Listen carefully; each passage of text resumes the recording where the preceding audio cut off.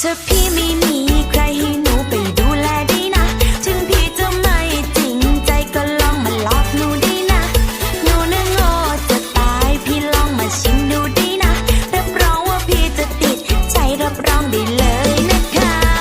เป็นเครียดแล้วก็เป็นท้อเป็นอะไรก็ได้ที่ไม่ใช่เป็นพี่น้องแอบแซ่บจ้าแต่พี่ไม่รู้แอบคุณไม่เชยไปพอแล้วเดินจะทุกก็หนูไม่มีใครได้อยากดูใจพี่มาครองแม่ใครคิดแย่งไปเธอใจกล้าก็มาลองไม่แต่สตางค์เศร้าได้ก็ยังไม่ยุ่งคนนี้จองลีลาไม่เท่าไรแต่แม่ไม่เคยได้ขอบอกลีลาที่หนูว่านี่ก็คือการเต้นเด็กคิดไปไกลดีพวกหนูไม่ใช่ของเล่นแต่น้องรักพี่หมดใจอันนี้นะไม่พูดเล่นเขาแค่เป็นผู้ชายทรงนี้ก็พอ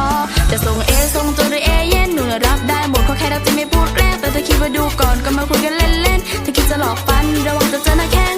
โอ้โอ้ยมาได้จะมีแฟนสักทีจะโสดมานานแล้วก็ยังไม่รู้สักทีแต่ต้องโสดขึ้นทำไปอีกร้อยปีอยากมีโมเมนต์แบบดูควงแค่สักทีเธอพี่ไม่มีใครให้หนูไปดูแลได้นะถึงพี่จะไม่จริงใจก็ลองมาหลอกหนูได้นะ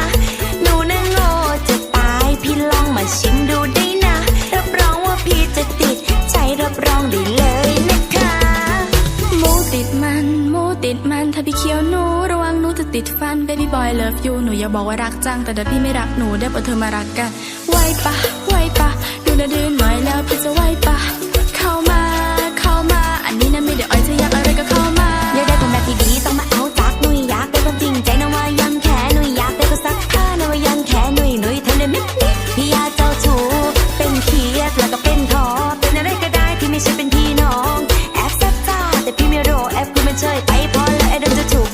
เธอพี่ไม่มีใครหนุ่ยไปดูแลได้นะถึงพี่ไม่จริงใจก็ลองมาหลอกหนุ่ยได้นั้นหนุ่ยหันโบ